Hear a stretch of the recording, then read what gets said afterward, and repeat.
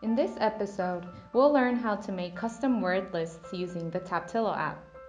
From the app main menu, scroll down until you see a plus sign where you can add a new item. When you tap it, you'll see a pop-up that tells you to name your new list. In this example, I will name my list Cooking. When you're done, hit Save. Then you'll see an empty list where you can start adding words. Tap the plus sign to add a new item. There are some rules to adding words. First, you can only add words that have 9 or less braille cells. This is because Taptilo has 9 cells in total. When you try to add a word that's too long, it won't allow you to save.